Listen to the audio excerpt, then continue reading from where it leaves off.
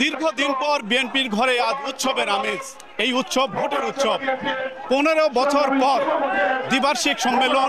এই সম্মেলনের মাধ্যমে 3টি পদে ভোট হবে এবং এই ভোটে সরাসরি সভাপতি, সাধারণ সম্পাদক এবং সাংগঠনিক নির্বাচিত হবেন জেলা জুড়ে। এবং এই প্রচারণার পরে আজ অনুষ্ঠিত হচ্ছে ভোট। এই ভোটে সরাসরি 21 জন প্রার্থী লড়ছেন এবং এই প্রার্থীদের মধ্যে রয়েছে সভাপতি, সাধারণ সম্পাদক এবং সাংগঠনিক সম্পাদক। ইতিমধ্যে এই ভোটের মাঠের আনুষ্ঠানিকভাবে উদ্বোধন করা হয়েছে কেন্দ্রীয় নেতৃবৃন্দের মাধ্যমে। এই উদ্বোধন সম্পন্ন হয়েছে। দলে যেমন গণতান্ত্রিক অবস্থা বিরাজ করছেন এবং গণতান্ত্রিক পন্থায় নেতা নির্বাচিত হচ্ছে, আমাদের দল এবং আমাদের চেয়ারম্যানও চান একটা অবাধ ও সুষ্ঠু নির্বাচনের মাধ্যমে আগামী দিনে রাষ্ট্র পরিচালনার দায়িত্ব পাবেন।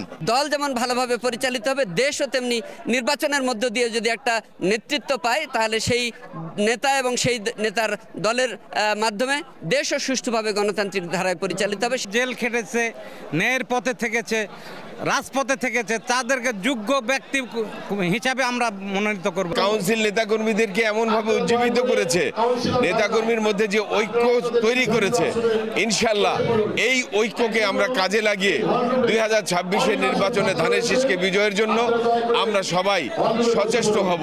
সবশেষ 2010 সালে দ্বিবার্ষিক নির্বাচন অনুষ্ঠিত হয়েছিল।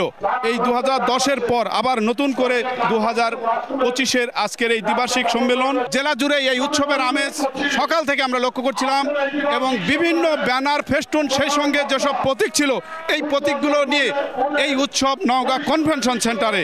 নওগাঁ জেলার মোট 11টি উপজেলা এবং 3টি পৌরসভার মোট 1414 জন ভোটার, কাউন্সিলর, তারা ভোট প্রয়োগ করেছেন এবং এই ভোটের মাধ্যমে যোগ্য নেতৃত্ব তারা তুলে এনেছেন এবং এই নেতৃত্ব আগামী 2 বছর জেলার রাজনৈতিক অঙ্গনে তাদের নেতৃত্ব দিয়ে যাবেন এবং এই নেতৃত্বের মধ্যে আগামী নির্বাচনে বড় একটি প্রভাব ফেলবে বলে দলীয় নেতাকর্মীদের দিক থেকে বলা হচ্ছে। এখানে যারা ভোটার ছিলেন তাদের ভিতর ছিল দারুণ উদ্দীপনা।